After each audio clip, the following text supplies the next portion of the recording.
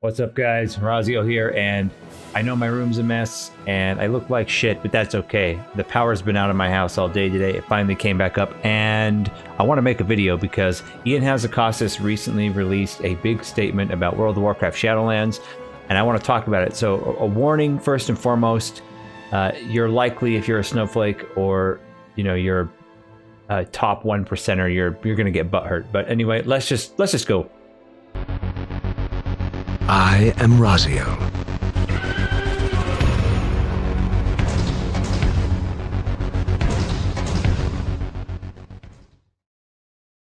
Okay, so here we are, a big post from Ion Hazzikostas, and you guys should know by now, if you've been watching my YouTube channel for any real length of time, that I'm definitely not a Blizzard fanboy. I give them all the shit they deserve. I do the same with Square Enix when they do stupid shit, but in this post, I'm going to give Ion Hazzikostas and Blizzard the credit here, because I think this is an excellent post, and I'm not going to go over everything. I'm going to go over the stuff that's the most controversial, and I'm going to give you my opinion about it, and then when the video's over, you can give your opinion about it down in the comments below. I'm completely open to discussion, but if you're just going to whine like a baby, go fuck yourself, okay? But anyway, let's get into it. So right out of the gate, it talked about how they're doing patches a little different. It's not going to be a huge issue unless you're in the beta right now. So if you're not in the beta, don't really worry about it.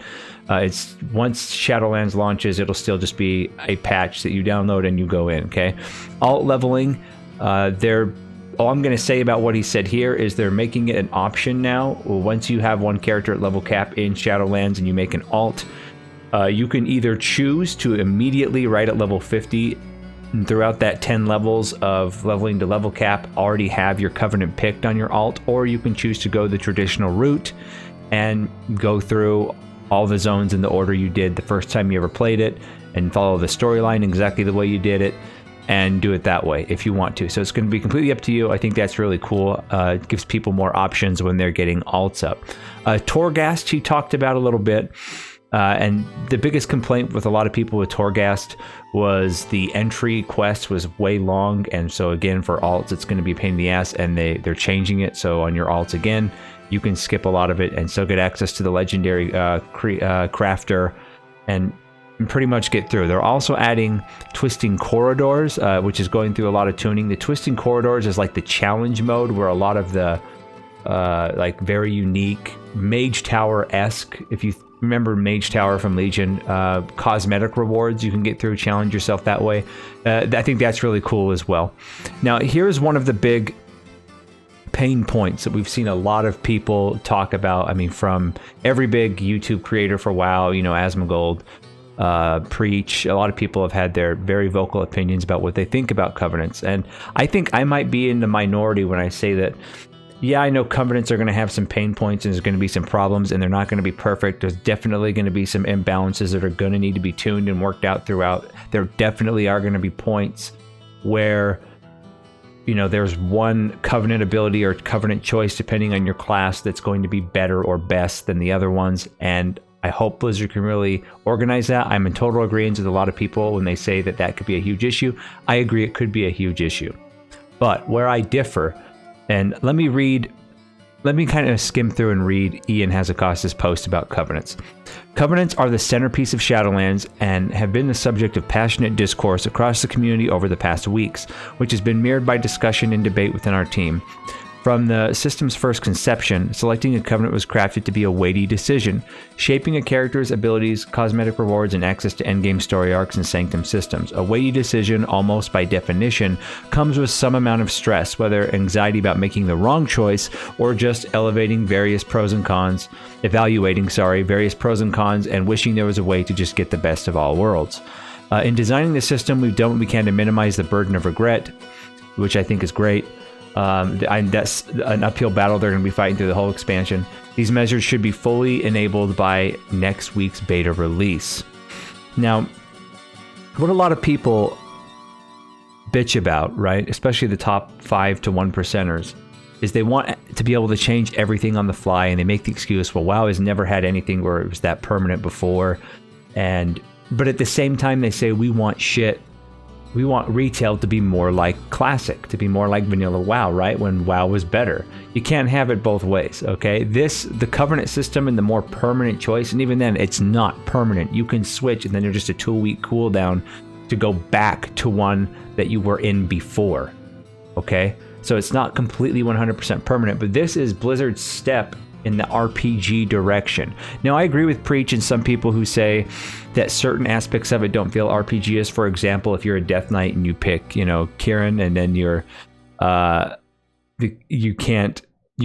ability is shooting an arcane ability, that doesn't really seem Death Knighty. And I agree with Preach on that, where they talk about, things that don't really fit the class you're playing, and I agree with that. That should be changed, in my opinion. Like if you're I'm not Kyrian, I meant Night Fae.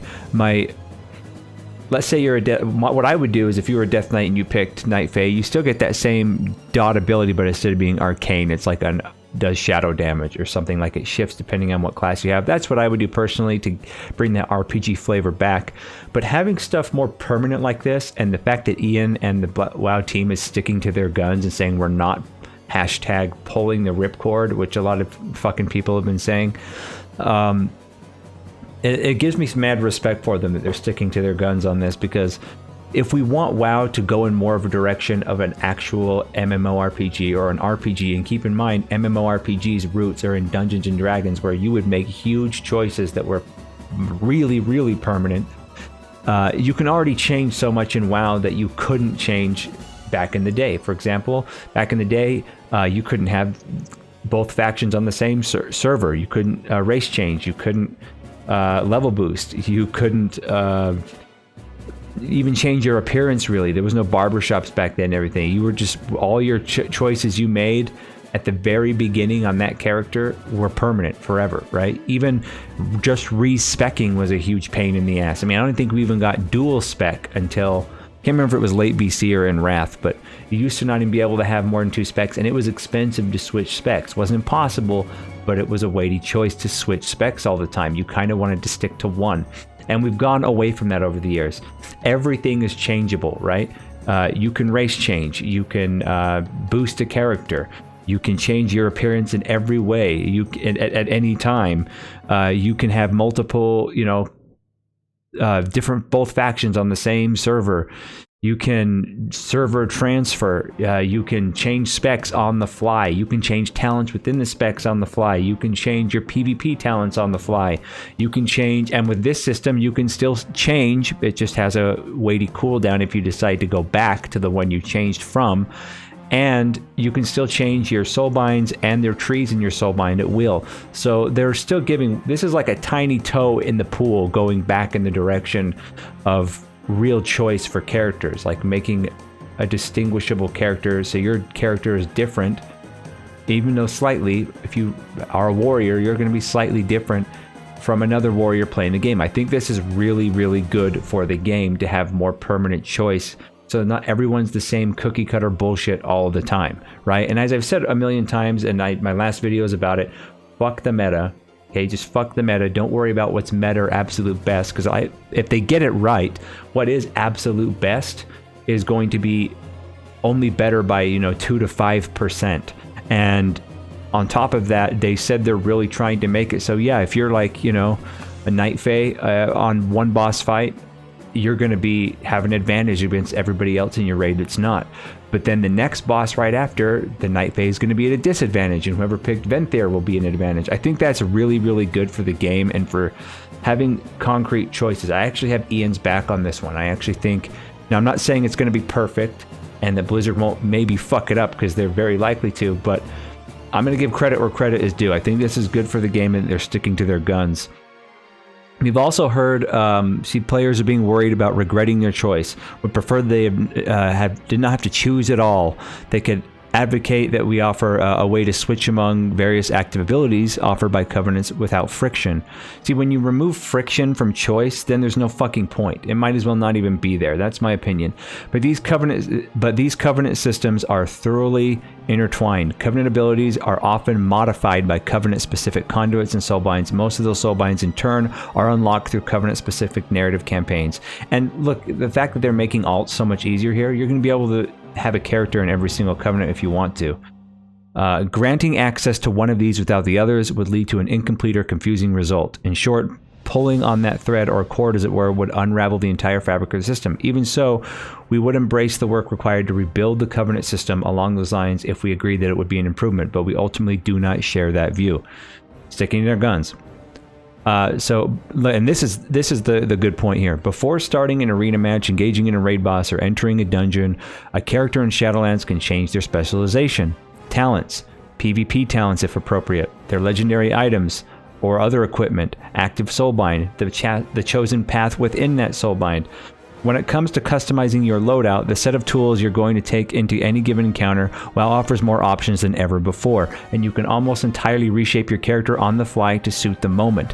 But as malleable as those choices are, none of them, other than perhaps your specialization, defines your character. They aren't who you are, but rather what you happen to be doing in any given moment.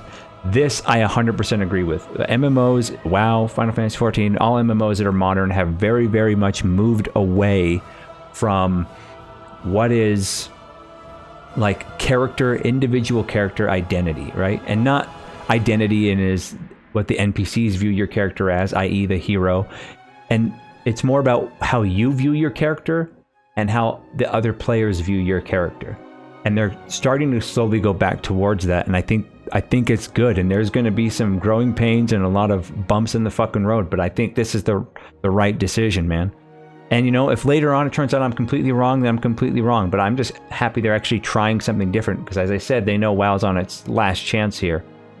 Rather than add yet another layer to that decision matrix, we're trying to do something different here and let players more meaningfully define their character's identity and set themselves apart from others who play the same class. And that identity entails a blend of aesthetic preference, narrative experience, and mechanical strengths and weaknesses. From the earliest sketch designs of the Covenant system, our goal was for the answer to what do you play in Shadowlands to be Kyrian Paladin or Venthir Paladin rather than just Paladin. And given the central role of combat and power progression to World of Warcraft as a whole, achieving that goal for most players requires that there be a power implications to Covenant choice. It makes sense. Now, my only still big beef with the Covenant system is the fact that end of Shadowlands, it's going away. I'd have much more faith in it if it was something that was more permanent, like forever, in World of Warcraft, and not just a 2-year, system.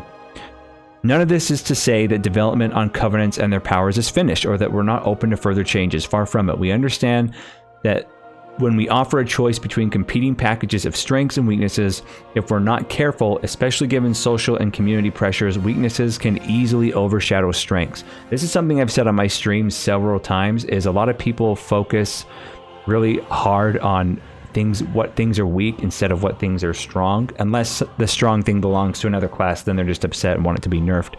But it's so true that, for example, if you say, this ability is really good, people assume you automatically mean that every other ability in the game really fucking sucks. It's just this negative outlook on everything. And I've been victim to this as well. I've done this myself. And it's hard to overcome, but we gotta stop being bitches and overcome it, okay? Now, the satisfaction of having an edge in one type of content doesn't make up for the frustration of being excluded entirely from participating in another. I agree, your choice shouldn't prohibit you from doing something else. But while tearing down the entire system may seem to some like the simplest way to avoid that pitfall, we're committed to working with the community to ensure that players feel viable regardless of their Covenant choice. And this is, again, their uphill battle. But guys, this is really, really important, because as I said, you got to keep in mind MMOs very much have their roots in D&D, and you can very much see that in vanilla WoW, in EverQuest, in Asheron's Call, in Burning Crusade, even in Wrath of the Lich King before Party Fire and all that stuff. This is Blizzard taking some stuff that they learned from what people like about Classic and trying to go down back to their roots a little bit, I think. Which, hey, I'm glad they're trying it and sticking to their guns, as opposed to just shoving in systems and they bomb and then they just take the reins off like they did in Legion, like they did in BFA, right? I'm glad they're sticking to their guns here. And exactly like I said, you got to look at it in that light. Because like the other day I was playing Baldur's Gate, the character I made, my main character was a Mage Slayer, right? Now, if I ran into a bunch of archers, my character was in trouble because they would fucking kill me before I got close. But if I went up against a powerful caster, my guy would just go in there and smash him because that's what I specialized in. That's what I chose. I think choice in MMORPGs is so important, and it's something that's been lost in pretty much every modern game that's there. Everyone can do everything and change everything whenever they want, so nothing's important. When everyone's special, nobody is. And I've said that a billion fucking times. Now, the other thing I wanted to quickly cover, which I think is really great, a lot of people, myself included, have been bitching about the PvP itemization. And we've been following the constructive feedback about the range of gear available on our PvP vendors, and we agree with the underlying concerns. While WoW is an interconnected ecosystem of different content and systems, we feel that our very strongest characters should be the one to participate and excel in a wide range of activities. Each individual progression path should offer the majority of tools required for success in that path. I agree.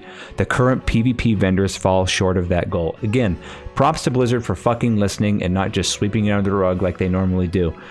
We are considering a few different solutions, such as reworking the stat coverage on the vendor gear and are providing PvP-specific bonuses through those items. I think the right choice is to make PvP power come back, resilience, PvP power.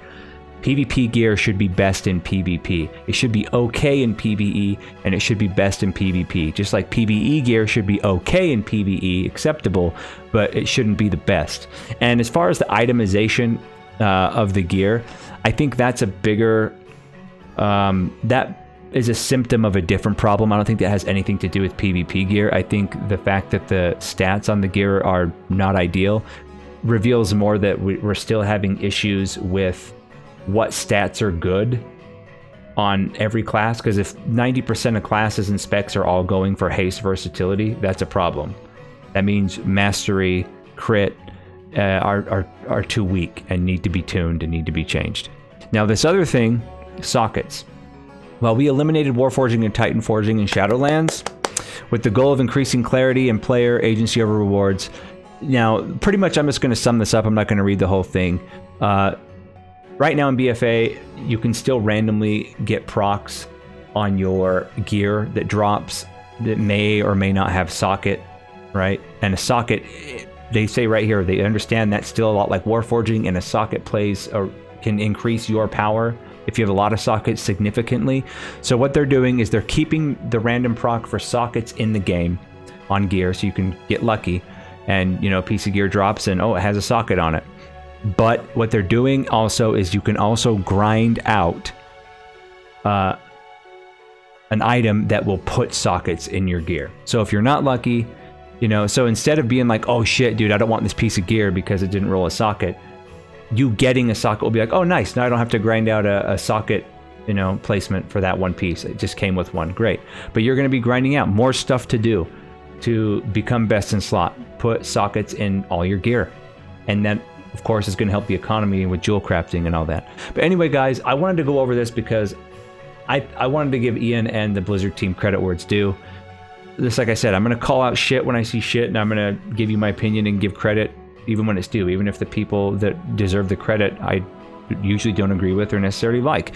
So what are your thoughts, guys? Do you agree with me that more meaningful choice needs to go in, and that we need something like this for Blizzard to stick to their guns and to say, hey man, like, just give it a shot, try it, because really they can't do any worse with WoW, right? Got to try something. And I think going back to the roots of D&D and making a meaningful choice, and even then it's not permanent, but a meaningful choice that you can't easily get out of and go back to, is a good move. Anyway guys, what are your thoughts, opinions down below? Share it with me. Keep in mind I'm now streaming 2 to 3 days a week. If you want to know my schedule, I'm still shifting around the actual times and days of the week. It's going to be Monday through Thursday, but what days is still up in the air. I'm testing it out. You can always go to my Twitch pages on the screen now and just look at my schedule for that week, and you can see when I'm going live. And I'm trying to get at least one morning. I'm in the United States, at least one morning in there, so you people in Europe get a chance to see me. But anyway guys, thanks so much for the support, and as always my friends, keep it real.